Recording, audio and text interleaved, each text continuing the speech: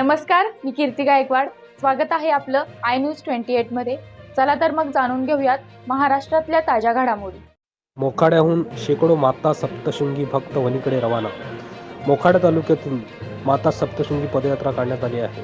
भक्त शेकडोच्या संख्येने या पदयात्रेत सहभागी झाले आहेत। भजन व टाळांच्या गजरात गावदेवी जगदंबा मातेच्या मंदिरापासून वणीगडापर्यंत 140 किलोमीटर पदयात्रा करून दर्शनासाठी हे भक्तगण आज निघाले आहेत। खांद्यावरती पालखी घेऊन दर दिवशी 30 किलोमीटर चालून उरलेला वेळ विश्रांती घेण्यात येईल। बहुसंख्य महिला सोबत असल्याने 30 किलोमीटरपेक्षा जास्त चालू नये, तसेच नियोजनाप्रमाणे ठराविक ठिकाणी सर्वांनी एकत्र येऊन विश्रांती घेणे सक्तीचे असल्याने आयोजकांनी सांगितले। सुमारे 4 दिवस पदयात्रा करून 5व्या दिवशी आई सप्तशृंगीच्या चरणात भक्तगण नतमस्तक होणार असे।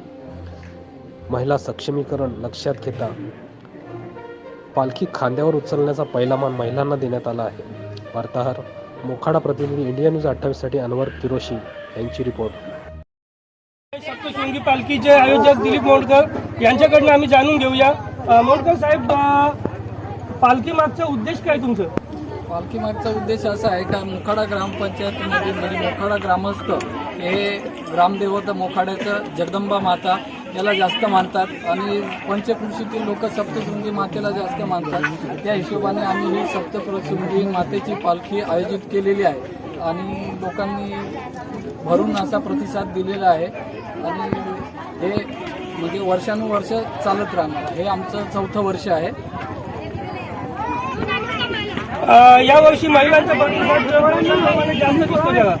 हो, महिला वर्ग ह्या वर्षी प्रतिसाद खूप चांगला आहे त्यांचा आणि असाच याच्या पुढे पण राहो अशी आमची त्यांच्याकडे विनंती आहे। किती किलोमीटर पदयात्रा आहे ही? पदयात्रा आहे 140 किलोमीटर आणि 30-35 किलोमीटरच्या अंतरावरती प्रत्येक मुक्काम असे चालू। म्हणजे तुम्हाला किती दिवस लागतील जायला? जायला आम्हाला 4 दिवस। त्या दिवशी आम्ही गडावर। आमच्या चॅनलकडनं तुम्हाला या वाटचालीत खूप खूप शुभेच्छा।